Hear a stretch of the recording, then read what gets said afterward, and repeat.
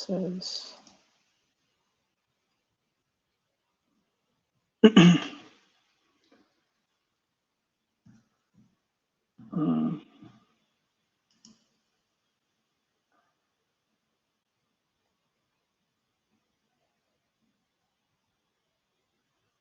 pre-live.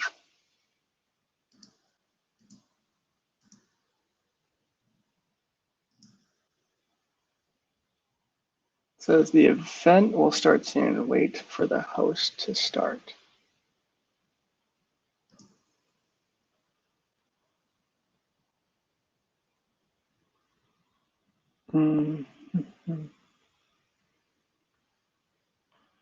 I went live. Maybe it won't go live till we hit the start time.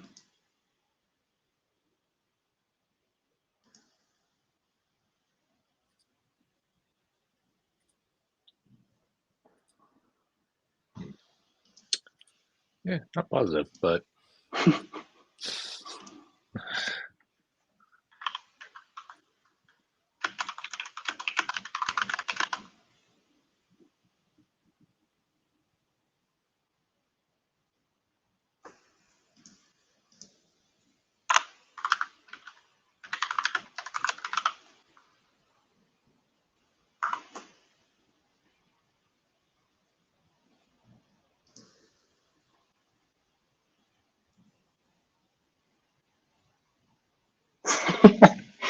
All right, so it is working.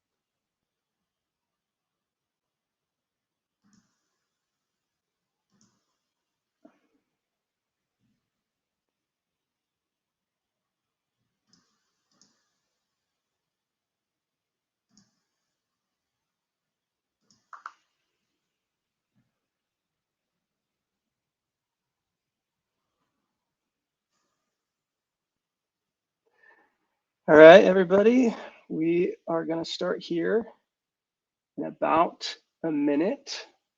Just waiting for people to trickle in here, and then we'll get rolling.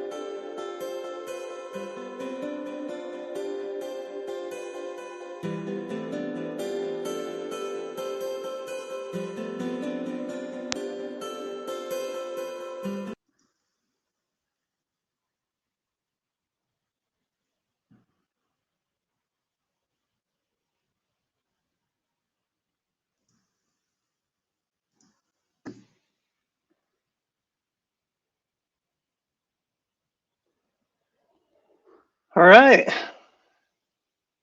Well, I hope you guys can hear us. We're going to get rolling here. Let's add Chase and Dylan to the stage. Hello, hello. Cool. There we go. So yeah, we're excited today. We're gonna really dive into identifying hidden conversion blockers, talk through how you can learn to uncover them, like where they are ultimately, and then what you can do about them. So not just identifying the problems, but how you can ideate solutions. So we've got some great guests here from heatmap.com in Dylan and Chase, and then we've also got Sheldon from our end.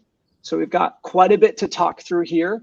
We want to go through kind of the process here, and then we're going to dive into kind of a live site analysis together, and really learn how to uncover those hidden conversion blockers.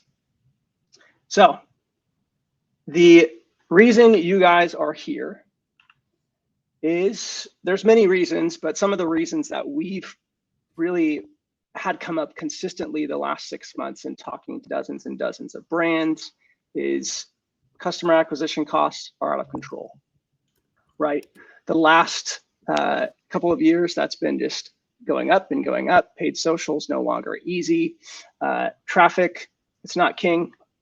I've felt that way for a long time. Many see CRO as a luxury, but the reality is it needs to be something that's embedded in the way that you're growing your brand. And so that's really a big problem that we've seen is the struggle with paid social, how that has really crippled brands' growth. And we believe that CRO is one of those ways to help you ultimately improve your acquisition costs, be able to scale paid social better, and then ultimately grow as a brand. The second thing here is you've tried CRO, maybe you've tried checklists or best practices, or you've worked with another agency, or you've tried to redesign, but that cookie cutter approach to CRO just isn't working, right? So only 1 out of 10 of your tests are actually winning. Those ideas that you're throwing out just really aren't moving the needle. And so we're going to talk through really a process here for identifying those data-backed problems and solving those data-backed problems to really maximize your CRO impact and ultimately turn CRO into a growth lever for you. And then the third thing here is lots of brands know that they've got issues, but they don't quite know where they are, how to find them.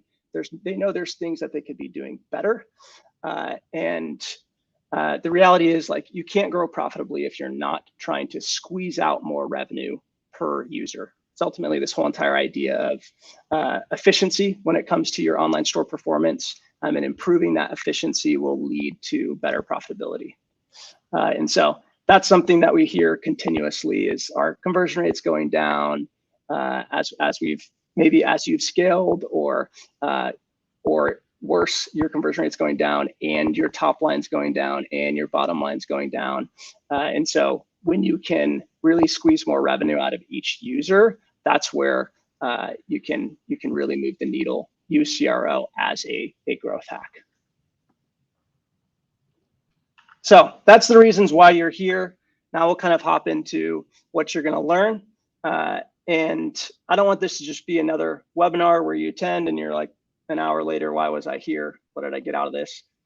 We want you to be able to identify where your store's metric on fire is, right? Where your fires are, give you direction to focus your efforts, and then ultimately give you some tools to find those underlying problems that are causing the fire, ideate solutions for those problems. And then we're going to talk through some shortcuts that you can take to this process. And one of those is harnessing the power of a revenue heat map like heatmap.com.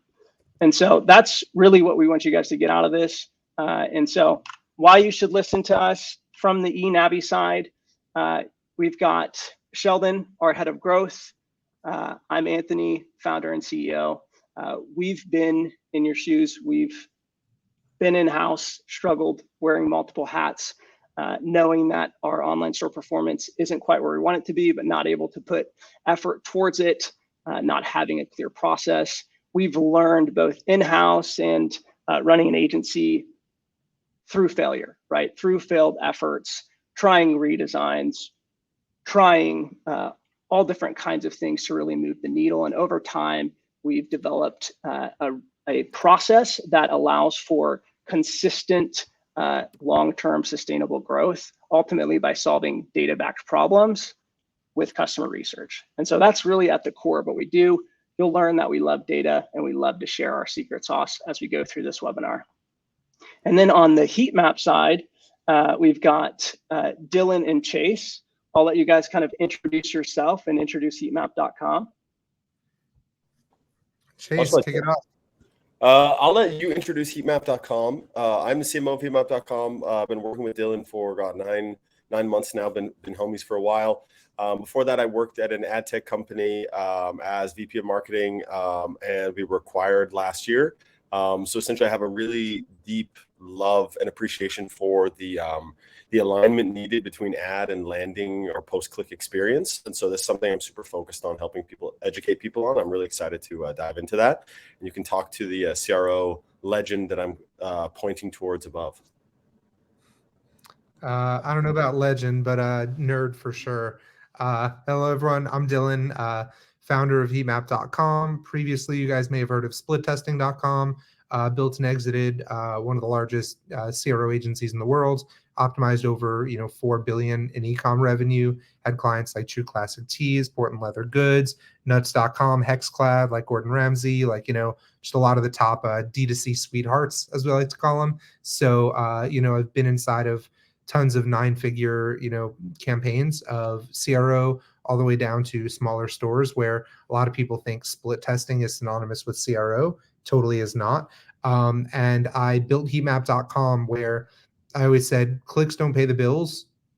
Your landlord does not accept clicks. So how useful is a click map, which I've been using for gosh knows how many years? I said, I need to know on my website what actually drives revenue. So we are the first heat map in the world with revenue attribution on every single element on your website. You don't need to be a strong CRO. You can optimize the heck out of your website just looking literally at revenue per click and revenue per session, getting some rearrangements, seeing what you need to cut out, seeing what you need to move to the top. It's really some of the easiest thing ever, and I built it selfishly. So I'm a CRO. I'm never going to stop practicing CRO, even though I exited the agency. So CRO nerd, you can hit me up after. I don't really charge for consulting. I love just helping, and I do CRO on Saturday nights for fun. So it's my background. Cool. Can't confirm the night claim, by the way. Can't confirm. Yeah, we're excited to have Chase and Dylan here. We've really enjoyed leveraging heatmap.com and also chatting CRO and having the ability to access Dylan's mind and all of the work that he's done over the years to improve a variety of different online store experiences. So the next thing I want to dive in here is I really want to just talk through the 5-step process. If you were on our previous webinar with Elevar, we really focused in on measure, focus, and prioritize. We're going to go through those, but not nearly as deep. We're going to talk a lot through the uncover process, where we know where the fire's at. Now we need to uncover what are those hidden conversion blockers. And so the first thing here is measuring. Many stores look at their online store performance and their North Star is conversion rate. The problem with that is there's way too many variables, traffic quality, seasonality, your traffic splits, those can change, and that can really make conversion rate fluctuate. And so we need to go a layer deeper. And that's where we use the intrasite funnel there, and it can really show you how your online store is performing. It makes it a lot easier to diagnose issues. It's far more actionable than conversion rate. And then the second thing here is prioritizing. Or actually focusing is our second step. And so we need to focus in on where the fire's at, right? So it's far too easy with conversion rate to get, when you're trying to improve the online store experience, to get tied up in a bunch of different efforts. But if you can focus in on one metric, on one fire, and solve that, that's where you're really going to maximize your efforts. Every single store that we've audited, we've found that they have a metric on fire. Many stores, there's multiple. And the reality is, if you're not actively addressing this metric on fire, it's going to continue to burn in the background. It's going to continue to hinder growth. And so it's really important to know what your metric on fire is to focus in on that. And then the third step here is prioritize. And what this allows you to do is, well, actually, let's take a step back. We'll go into prioritize in a second here. I want to talk through the intrasite funnel. And so with the intrasite funnel, there's really 4 steps. We like to break up conversion rate into 4 main steps: landing to product view to add to cart. It's similar to a product journey report, but we like it because it measures conversions independently on each step. And then what we do is we benchmark that against other stores to give us some target baselines. And that can give us direction, where to focus efforts. Where are we most under indexed? Where are we most underperforming? And so these are the 4 metrics: landing to product view to add to cart to begin checkout to purchase. In this particular example here, they're actually above the target baseline. They're in the green for every single one of these. Some of these, they're far higher than the target baselines. Sometimes that makes me question, is the data actually tracking properly when we see like really inflated numbers, but this could actually be 100% accurate. So the next thing we need to do is prioritize efforts, right? And so in order to prioritize efforts, we need to have context, right? And so this is where segmentation comes in. It helps us gather context, right? A single data point on its own, it's really not that valuable. But if we can have context paired with that, we can then drill down into what's maybe causing the metric on fire, or what in particular is underperforming that mix up, let's say, landing to product view, right? And that's where we use the master list to prioritize effort. This is all part of the intrasite funnel. And the master list is, we take the intrasite funnel, we break it up into a bunch of different segments. So we've got device category, channel, landing page, user type, country. You could add more segments. These are kind of the baseline ones that we use. And it allows you to see how you're performing throughout the funnel with these different segments. It gives you context, right? And so in that example that I showed you, we can see that landing to product view, this first column here, there's actually quite a bit of red. Though overall they're slightly above the target baseline, there are certain areas where they're really underperforming. And so we can see that with this context, what looked green, when we drill down a layer further, there's actually areas that are really underperforming, like direct traffic. Only 27% are getting to a PDP. Homepage, collection pages, 21% and 34%. So there's opportunities there to really improve that landing to product view, what we call product discovery. And so this you can set up in GA4, but that report that I showed you, we have a free Looker version of that you can download and access. It saves you, it takes like 10 minutes to set up this report in GA4, but with this Looker report, you get it in 2 seconds. And so I definitely recommend downloading this, and this will give you your metric on fire to help you understand context, really give you those first 3 steps, right? Measure, focus, and prioritize.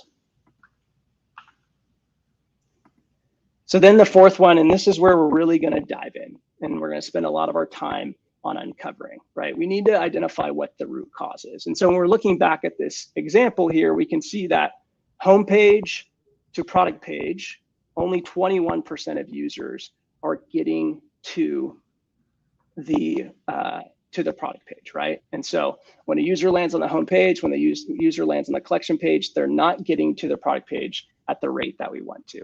And so we need to really identify what's causing that particular fire, right? And that's where this uncovering the hidden conversion blockers, this step comes in. When we can identify the problems that are causing those users not to get to a product page, that's where we can develop solutions and really make an impact from the CRO side. Otherwise, you're just kind of guessing. You're not solving problems. When you can solve data-backed problems, you can double down your research efforts, and then you can actually develop solutions to solve a problem instead of just assuming or guessing what's going to work for your users. So within the uncover process, there's really a few steps.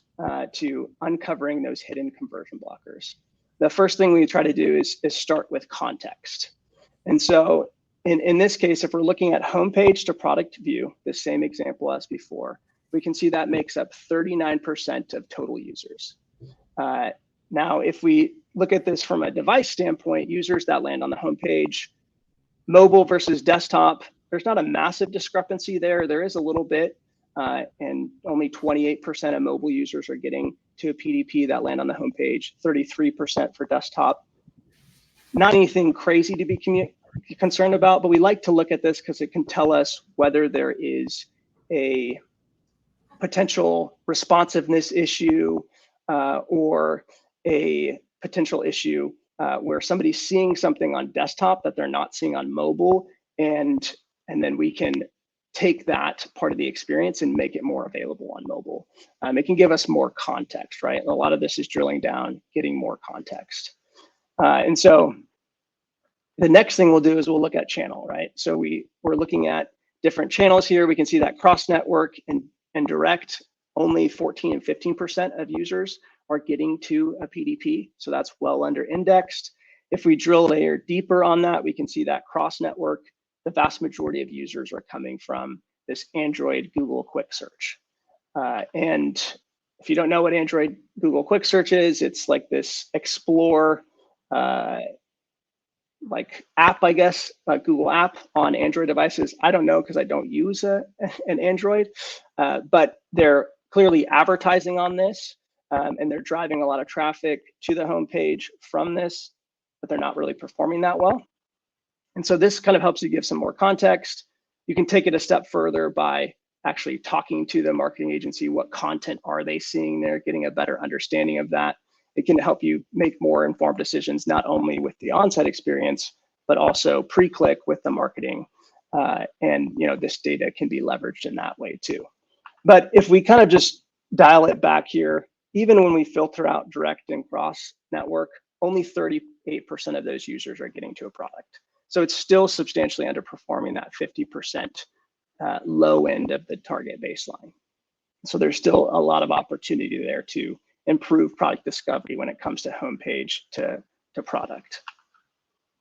So the second thing here is a heuristic analysis. Now that we have context for where the users are coming from, it makes it a lot easier to do a heuristic analysis. If we're looking at the homepage, there's really like 3 questions that we want to have answered in the first 7 seconds. A user lands on the site, they need to know, where am I at? What do you sell? Why should I buy? And a lot of stores don't answer that. They'll have a hero that, that isn't really clear. The copy's not clear. The imagery's not clear. It's focused on a sale, doesn't really communicate why, and the user ends up bouncing. And so it's really important to answer those questions. And then you can kind of drill down even further. You can try to navigate to a product from the navigation, from the homepage, from search. Are there any confusing sections? Any weak areas of communication, any friction points? You can also think through what are some additional data points that would be helpful for me identifying problems. So like in this case, you could look at, well, I want to see users that use the navigation. What's that impact on conversion rate? Is our navigation actually improving the amount of users that are getting to a PDP? Is it doing its job? And so that's really a heuristic analysis, how you can use that context to get even a better understanding of the current experience where you're pairing data with the actual experience. And then we've got quantitative analysis. And what we used to do, and luckily with heatmap.com, we don't have to do this anymore, is we would set up a bunch of custom events to track all different kinds of interactions. Users that clicked on the navigation, users that clicked a specific item on the navigation, all the different layers of the navigation to try to understand what percentage of users are using the navigation, what's its revenue, what's its impact, what nav items are driving more revenue, more conversion rate, and try to understand navigation by device, mobile versus desktop, to understand how users are interacting with that. Same thing with the homepage. How does the above the fold elements perform? What's driving more revenue? Do we have content in the right order? All of this custom event tracking that now with the click of a button with heatmap.com, we've got all of that revenue data. We've got revenue per session, revenue per click, conversion rate data, and we can also filter it by device, really get an understanding of the user in a way that it would take us hours to set up, and we'd kind of be hacking our way in Google Analytics. And so that's where kind of quantitative analysis comes in. We can go a layer deeper on how users are actually interacting with the homepage or the navigation in this case. And then the last thing here is qualitative analysis. I'm not going to touch on this, but part of the uncovering process is post-purchase surveys, review mining, qualitative analysis that can help not only identify problems, but it can help you find solutions. If you don't have a post-purchase survey set up, you should set one up right now, have it running evergreen. You can use it to try to identify particular problems by asking specific questions or to identify solutions. And the same thing goes for review mining. Really get in there. There's a lot of good data, voice of customer data that you can leverage with your on-site, not only with your copy and your imagery, but you can also spread that across to your marketing too.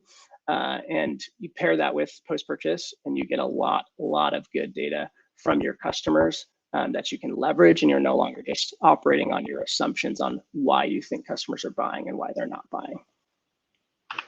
And so that's really kind of the 4 steps within the uncovering process. Now, I want to take you through a real life example similar to what we had before, where we've got that landing to product view, a store struggling with that, some of the ways that we were able to help a store kind of address that, just with a few examples on the homepage and the collection page.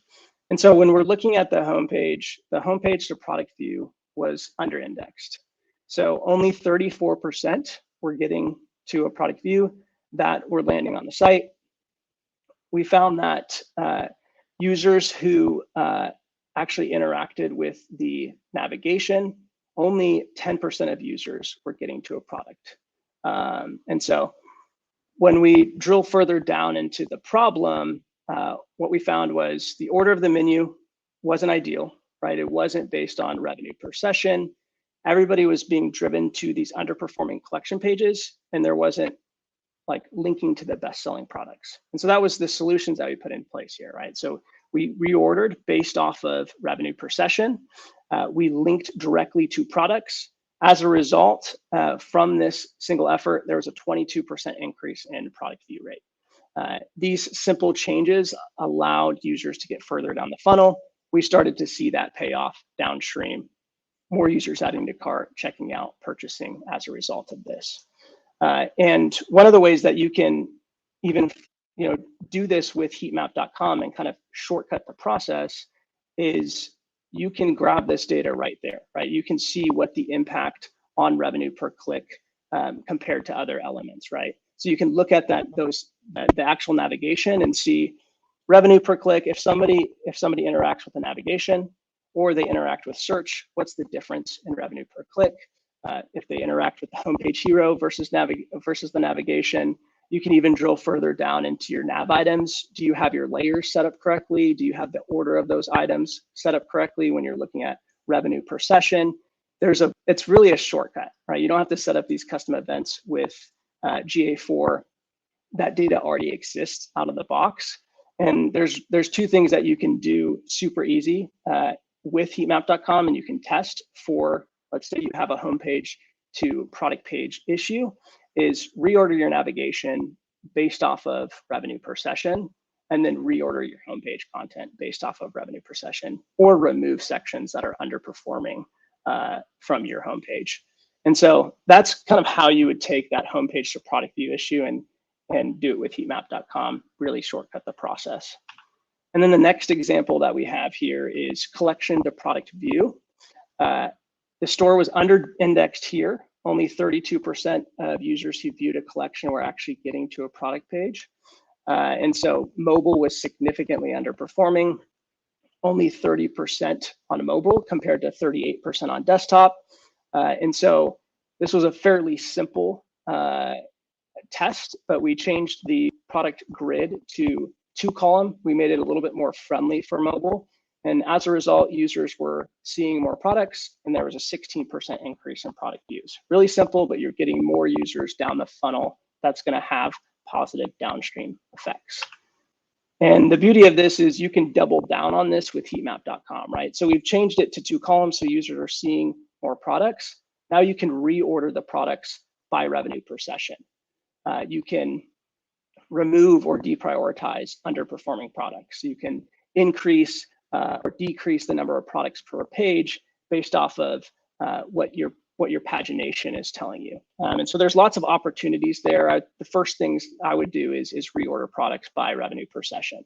It's a really simple test that you can do, and you're going to see a lot of value from that. We actually have a test actively running for that with this same client, and I think we still have a little bit of time to go on it, but it was like 22% increase in revenue per session just from this tweak. And so that is a few examples there. Now I want to dive into kind of a live heuristic analysis of a store here. We're going to take it through the lens of they have a metric on fire, homepage to product. How do we improve that? Looking at their site, kind of navigating through that. And we'll all kind of talk through some ideas in terms of how we can optimize Decathlon here. So I'm going to switch over to Sheldon. He's going to share Decathlon's site. Sweet. All right. Yeah, this is the fun part. Guys, one sec. I think Dylan got kicked out again. I don't know. There, he should be back now. There he's back. I've been listening. There we go. Cool. All right. Well, yeah, I'll hop in here and then, yeah, Chase, Dylan, I'm going to tee this up. The context that we're kind of approaching this one through is through the lens of the product discovery issue. That's when, like, our internal data sets, like 70+% of Shopify sites really kind of suck at this. Just getting users from my homepage or wherever they land to actually be products. So I don't know if that's actually happening here, but there's definitely some trends that I noticed. I'm like, okay, this could be an issue. So I want to get your take on this one because you guys have obviously seen and done so much of this too. So I'm going to actually pull this up and then, because I like to do this, throw it in the mobile simulator. So I'm actually, let's switch over to, let's go iPhone 14 Pro. For most brands, this is kind of like the default or go-to device they've used. So this is, yeah, kind of an interesting context. So I'll be honest, like I go through here and I'm really curious to get you guys' take on what you like to see in those first few sections above the, above the fold and like the first few below. So within a couple of scrolls. When I look at this, like homepage wise, like I immediately want to know like what the scope of the product line is, all of that. I hate when sites have like a 1 or 2 word headline and then just like a shop now button. So this one like stands out to me, takes up the full screen, doesn't tell me what all they sell. So if I'm coming in pretty cold, I don't know what that looks like. If I look at the menu, there's a lot there, but it's also pretty layered. It's like if I'm a dude, you can figure it out fairly quickly, but I'm always, I like to have like as flat and streamlined a navigation as possible. So I guess if you guys were coming in here and trying to drive, at least getting users, say, to like a collection page or directly into product linking, and you guys see this, like, what's your initial assessment, or what are you thinking through of like, maybe we should tweak this idea or introduce this? Are you asking specifically on the navigation or above the fold as a whole? I would say above the fold as a whole. So totally. I think anything that doesn't require a scroll, I guess. 100%. Yeah, just sticking above the fold. So first off, pretty unorthodox to have the navigation on the right. So there's something called the Z pattern where just like the letter Z, your human eyes look at the top left first, move over to the right, move down and over to the right. Think about how you read. That's actually the origin of where a Z pattern comes from in your brain. So the first thing they're seeing is a cart up there, right? It's literally a bright green cart. So instead of a navigation and encouraging them to go further and start shopping or searching or all the above, that's number one, where, the way that we always approach CRO is top down, right? Because 100% of the people who visit this page are the ones actually like they're seeing this content. So why go like halfway down your page and work on that content when only 20% of people are seeing it? So, even if it's a smaller device, you want to look top. Number two, I have no idea what these people sell. Are they selling pants? Are they selling shoes? Are they selling the jackets? I have no idea. So a hero image, the reason where everyone knows this is the hero image, or most people do, the hero image, the actual origin is that the product has to be the hero of the image. So we don't see any distinct products here that they're selling. Maybe they sell all of them, but that's not a good way to focus. And then you have text above it saying winter sale, 40% off. That doesn't tell me anything about it either. And because it's a fashion and apparel brand, it's blocking what I would be buying. So everything about this is unfortunately incorrect. So also with the brightness, that bright green and that bright blue are the only two things you're staring at. And then the fashion of what you're supposed to be looking at is covered by text. So 0 for 10, unfortunately. Yep. No, I'm aligned there pretty darn close. Out of curiosity, Dylan, for situations like this, I'm assuming it seems like they have a pretty big catalog. So in that scenario, do you usually default to like introducing a couple of catalogs here, or driving to like a bestsellers, or do you have any kind of preferred methods there for larger catalog sizes? Totally. So there's two ways to do it really effectively. First off, the image itself is fine, or the image itself, you'd want to zoom in, get it above, but the text below, like where the snow is, or if you just cut the image where their feet are and have it just below, effectively, get all your favorite winter gear here. Don't quote me on that copywriting, but effectively to that point is what we want to get to. So if there's a big catalog, first off, having a headline and hero image that indicate a large catalog is number one. Number two, I'm assuming there's probably like men and women here, and your gender is actually a highly emotional thing, or your age, right? Things like that are actually way more emotional than you'd ever imagine. So what I would do here is have two buttons of shop men and shop women. That immediately gets people more in. It's like, oh, I'm a man, or oh, I'm a woman, or however someone identifies. That's spectrum. But people are going to click on one of the two most likely, and then those are the best pages that you want. You can run URL redirects on those to see which collections pages are best. So yeah, I would have duplicate button or double buttons. That it's rare that I would ever say have two call to actions next to each other. But it's shopping men and shopping women. So you're like doing a lot of the thinking for them, which is, getting them closer to where they want to be, which is clothes or accessories they want to buy. So that's typically what I would go. Or if it's like, pants and shirts are what they sell, I would be like shop pants, shop shirts. That's it, but no more than two. Yep. Okay. No, that makes sense. Yeah, that's one I really like that insight, because that's one I don't think, Anthony, we've ever worked with a brand that is like heavily indexed on men's and women's, kind of like this would be. But I generally find that's kind of when I'm shopping, at least, that's a great jump. Run that test and thank you later. Fair enough. All right, so let's go. I want to go down here to, so I guess they kind of structure it by they shop by collection, and then looks like a couple of like kind of featured or sale items. Yeah, I mean, that's at least helps me understand like kind of what the scope is. I think I'd actually kind of steal your idea here, Dylan, on like jackets. I'm assuming I'm gonna click on this because I don't know for a fact. So I think that looks like, yeah, men and women combined in there.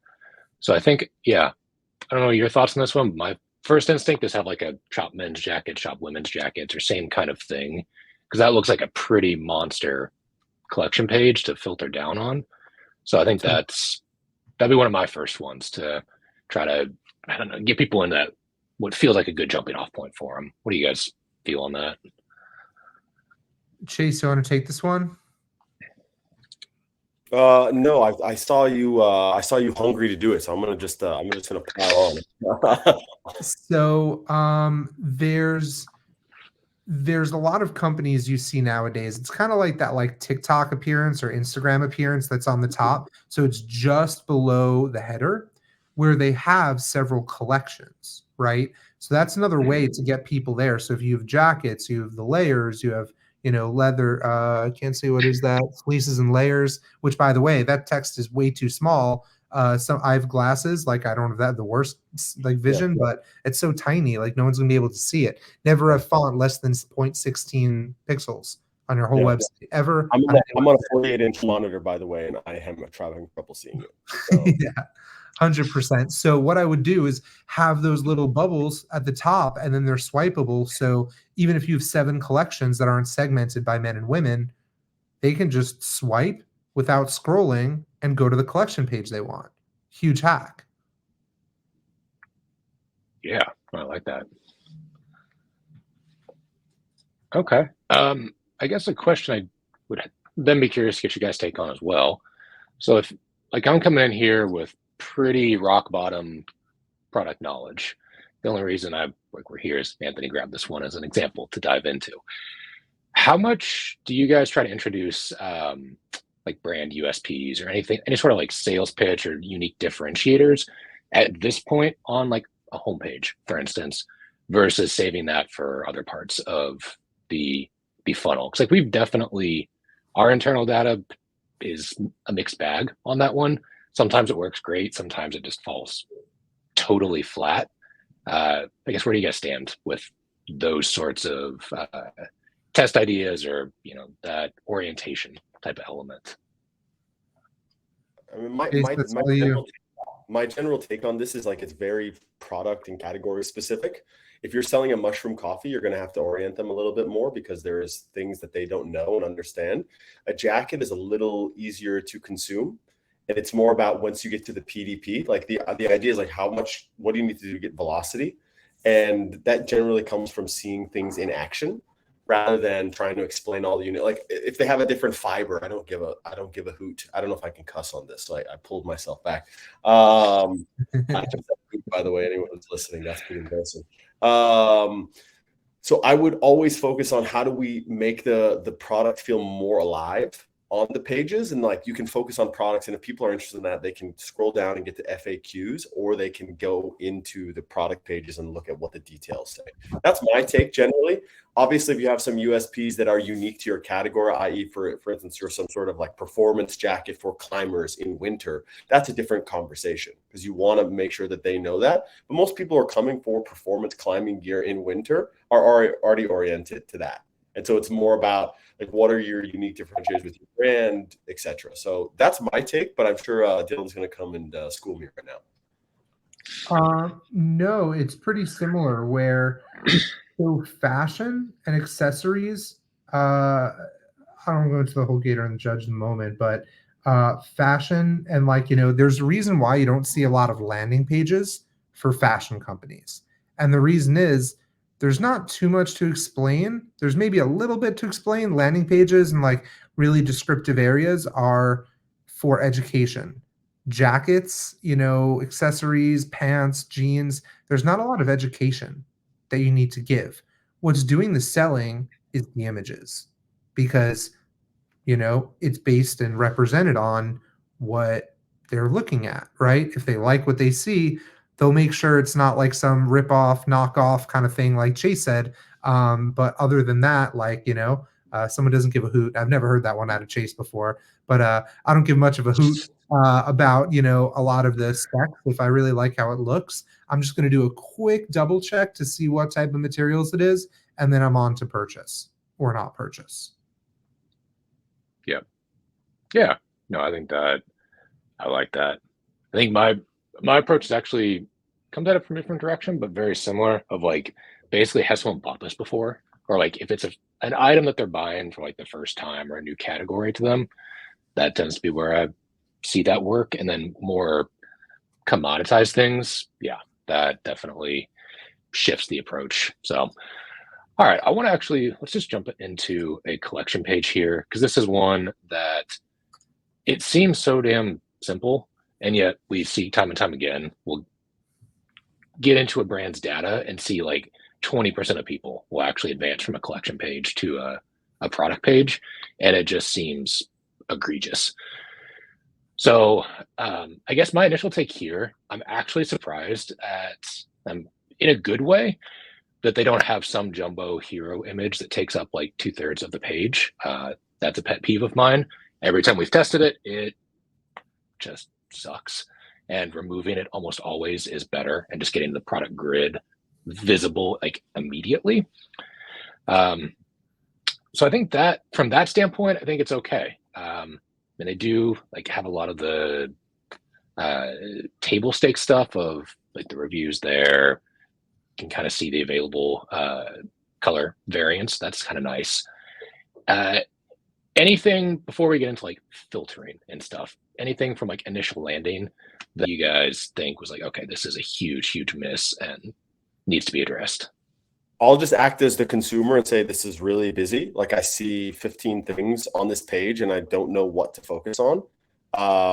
The idea is like, this is supposed to be, I always say to people, like your pages, every single thing is like a point guard in basketball. You're supposed to distribute the ball and get people to keep moving through. Do I need to look at the different colors? What is the name, which I'm having a hard time reading? There's reviews. Should I be paying attention to that? What's the price range? Oh, there's free shipping. Oh, that's cool. Oh, it's a deal. Like what's going on? There's colors everywhere. I'm having cognitive overload. Oh, buy. I don't want to shop here because I'm. If this is the process at the collections page, what's it going to be like at checkout? So just as I'm acting as the consumer, that would be how I. And by the way, I literally do that where I'm like, this is too complicated. I'm just going to go to Amazon, right? I know the process. Click. It will show up in 2 days. Goodbye. And if I have a problem, I know I can ship it back. So people are. By the way, you are as a brand always fighting against that process that is part of billions of people's lives. And so every time you build this and you're getting cute with how you design your collections page, you're fighting against essentially a company that has the GDP of multiple countries on its balance sheet every year. And they have built this into a science. So that's my consumer view. Dylan, what's the scientific view? Fun fact about Jeff Bezos. He said the number one reason for Amazon's success is due to experimentation. That's actually how I start a bunch of keynotes as well. That's actually one of my favorite ones because he's a CRO nerd, actually. Jeff Bezos, you do not think about CRO, but he's one of the ones that led the charge in optimization when they were just a bookstore really early on. So that's a fun one. But when we're looking at this is another 0 out of 10. The sort and filter, I've never seen that as just text ever in my life. It's always a button. So that's number one. Number two, what is that? Hiking jackets. Okay, that needs to be like a headline, like center, bigger headline. That's what they need to see. On heatmap.com, we have about 4 point something trillion data points of consumer interactions. I can say across maybe 30, 40 fashion sites of collections pages that I've seen that have those color swatches there, every single one of them hurt revenue. Every single one of them. So many people click on those and then just don't buy. It bounce. So it's almost like they're on a PDP because you're almost like giving them a truncated PDP without selling them further. So they're just going to click I see that time and time and time again. Very few purchases, even for like 8-figure brands, come from those clicks, right? And with heatmap.com, we track the whole user session because obviously by clicking those swatches, they can't purchase. But what's important is that when you're looking at those, do they eventually go on to purchase? Like, cool, are people like checking a bunch of those saying, ooh, I like this, clicking on and going to buy? No, they're not. So that's a first one that I would go like to you guys. If you're not split testing that already and you see anyone that is color swatches, you can thank me later. I have so much data backing it. So that's one of my state of the CRO things we've got next month. And yeah, just way too busy, like Jay said. So then there's also the bright red new. So now, before I told you there was bright green and blue, now you have 3 competing colors of green and blue and red. no bueno. Yeah, I'm curious. Yeah. So it's on. Guys, you always look at these pages as almost like this is the trailer to the movie. Don't do anything that doesn't get people into the theater because that's where they're spending the money, right? If they're here and they bounce out or they've seen the trailer like, oh, I already know what's going to happen in the movie, like you're kind of screwed. So you need to get them excited enough where they want to keep going to the place where there's actually a purchase event that can happen, which is on the PDP. So that's just kind of, if you want to look at a framework of how to look at that simply, that's the way I look at it. And every time I bring it up to a brand, they're like, oh, nice. So we'll put that in the platform, Dylan, right? Yes, sir. Cool. All right. Dylan, So yeah, I'd be interested to know, Dylan, in this situation, when you see the swatches, what would you push as a variant to test, right? So you want to remove the swatches, but let's say the user sees the black, they're like, yep, I don't want a black jacket, but they don't know the other colors exist. So how do you represent those other colors without showing too much of the movie, right? Find which one is the best seller and get them to click on the PDP. Okay, so nothing like 8+ colors or 3 more colors available in 3 more colors or anything like that. So I haven't gone through and tested those. I've just seen the raw data that those guys right there do not work. Yeah, which would align with, and I mean, it aligns with what we've seen with like quick views. Like a lot of times quick views don't work very well. It's because you're literally giving them a trailer instead of the movie to try to sell them on. Yep. Sweet. All right, I'm going to take one quick peek at this one. I'm sure we're not going to like it, but since this is a monster collection with a ton of stuff, I'm just curious how they filter it down. Oh crap. That is so many categories. 1, 2, 3, 4, 5, 6, 7, 8, 9. That's like 15 different items to filter on. Holy crap. That is a lot. Good God. All right. I guess don't even want to go into that too much now, but Dylan, Chase, on filters and stuff, I know in some scenarios they work.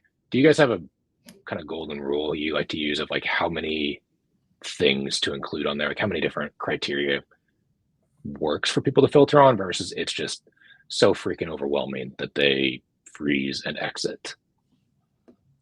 Chase, what's the magic number we don't go over? 6, or it's 8, technically 6, and like you don't want to do anything more than that. You could go to 8, but like 6 is where you start feeling the strain. You want to give people, it's kind of like the rule of 3, right? If you see 3 bullets, if you see more than that, you kind of get a certain amount of like you get choked up a little bit. Same thing goes for these kind of scenarios with 6. Yep, just like an FAQ, you don't want to have more than 6 FAQ questions ever. Same here. Man, so well, they got to chop this thing in like half and then some. So yep, cool. I mean, the beauty of it, heatmap.com, revenue per session, boom, you decide based off of that. Didn't even have to. The Anthony just brought the heat. That's I got that joke. Cool.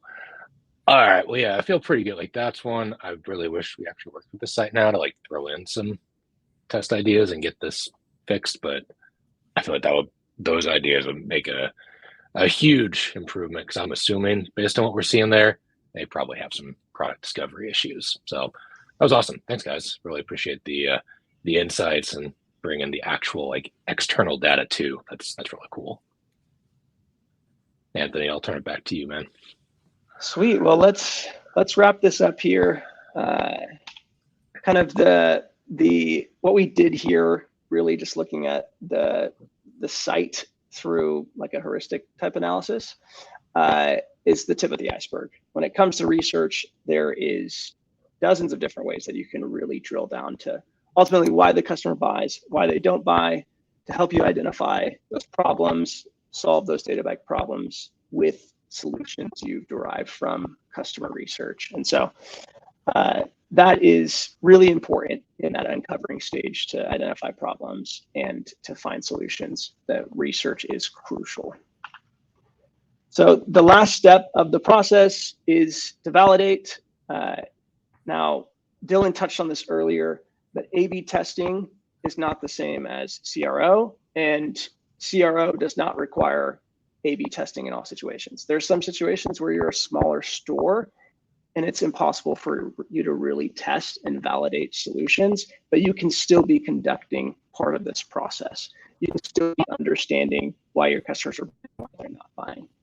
If you are testing, we love Convert. That's our go-to. You want a 30-day free trial, there's a little link right there. But it's our favorite tool. It easily integrates into Shopify. There's no fluff, great pricing. But make sure that you're validating, especially if you're a larger store that can A/B test because you've got the traffic to run with it. And so that's the 5-step process there. All right, we're measuring with the inter-site funnel. We're focusing efforts onto that metric on fire. We're prioritizing efforts based on the context that we gather with the master list. And then we're uncovering data back problems that are causing that fire, that metric on fire. And then we're validating the solutions through A/B testing, through empirical data. And so that's really the 5-step process. Again, there's that Looker report. It's plug and play, takes less than a minute to set up. Highly recommend snagging that. You literally just select your GA4 property, the date range you want, and you've got a bunch of data that would take a while to kind of digest and set up through GA4 explorations. And so I did want to leave a little bit of time for any questions or anything in particular that the audience had. I know I'd highlight this at the beginning. So if there is any questions, please drop them in. We'll leave a few minutes here to touch on anything. Chase, Dylan, anything on your guys' end that you want to kind of emphasize in that uncovering process that we really didn't get to dive into?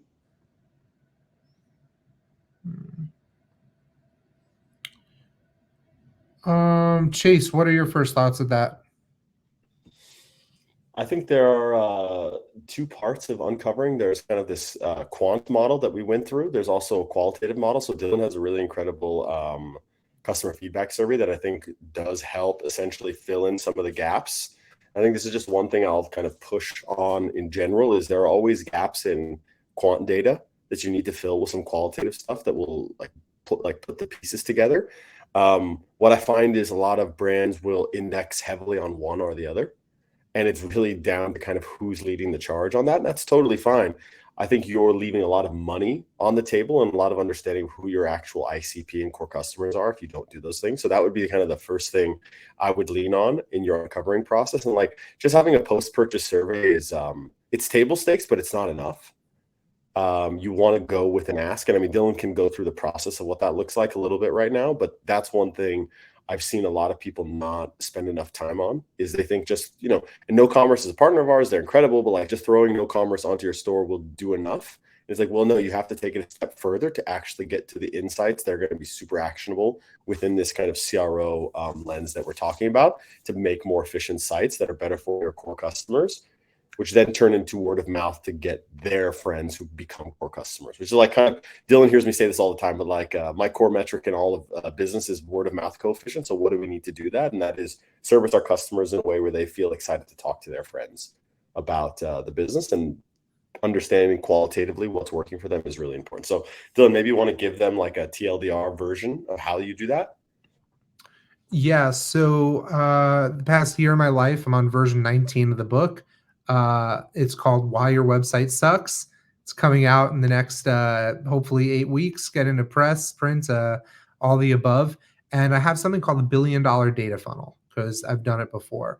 And the core is, whenever I give keynotes, I always say my first thing is ask your customers what they want, give them what they want, and you get what you want, which is money. And if I had to choose, I'm such a direct response marketer, like money in, money out. I've moved so much to the qualitative side where I would rather, and not to put down an obvious like approach here, if I was blindsided to just qualitative data and quantitative data, the qualitative would do a lot more damage in my experience further in my career now, like as I've grown up as a CRO. If you just send a customer feedback survey and ask the customers what they want, they write your headlines for you. They make your images for you. They literally give the flow of the storytelling. So all of that stuff there alone is going to give you so much value. And there's like 4 areas of websites I look at that'll take a whole, 20 minutes to run through, but that's what the book is for. But yeah, it's really just taking a look. If you haven't ran a customer feedback survey, just ask your customers, you can make a free Google form, fully free. Be like, hey, customers, send it out to your email list, your last 90-day purchasers, because you don't want people from 3 years ago. Your product has changed. The world has changed. And just ask them, what made you choose us over others? How do you think about buying our type of product? Meaning, like, let's say you're a sneaker company. Like, how do you view sneakers? What do you use sneakers for? Like, all those types of things. You may find that you're trying to sell, in all your product images, you have basketball players, but a lot of tennis players come to your website. They're not going to like that. They're going to bounce because they think it's for basketball players, even though they might be the greatest tennis sneakers on the planet. So all sorts of customer feedback surveys, the $1 billion data funnel. So that's all what I'll be going into for the next, couple of quarters of my life. And yeah, that's really where I start. It's always the customers. Yeah. No, I love that. That's one thing that with this process, there's many brands that aren't going to have enough quantitative data to really drill down. If you're not, higher 7-figure, 8-figure, 9-figure brand, you're not going to have enough data to really go layers deeper than just the basic insight funnel. And that's where that customer research, that qualitative side where you can actually get voice of customer data is super crucial. I 100% agree with you, Dylan. That's one thing that any brand, even if you're only doing $100,000 a year, you could take that and start asking your customers questions and really get down to why they're buying and why they're not buying. Leverage that not only on site, but far beyond that in every single touch point that you have with them. So really, really, really big fan of that approach. Love it. So that is all we've got time for in terms of questions. I know there's a few other questions that you guys have asked there. We will answer those in the LinkedIn comments afterwards. But again, in conclusion, now you have a better understanding on how to combat customer acquisition costs, how to be more proactive instead of reactive. Instead of crap, our conversion rates absolutely dropping. Now you have a proactive approach to identify where your fires are, how to uncover those problems, and ultimately leverage customer research to solve those. And then the second thing is, with this, you can start seeing the positive impacts of your CRO efforts. Instead of just spaghetti testing and guessing, you'll start solving data-backed problems. That's how you use CRO to really be a long-term sustainable growth hack. And then maximizing your efforts. Heatmap.com, big time assist when it comes to shortcutting the process, giving you lots of data that is really hard to put together outside of using a tool like that to try to hack together in GA4. It's way easier with heatmap.com. You just plug it in and there's a lot of great data at your hands that you can run with. And so that is really what I hope you guys got out of this. I really appreciate Chase and Dylan hopping on here with us. On our end, you can grab that free report that we've talked about.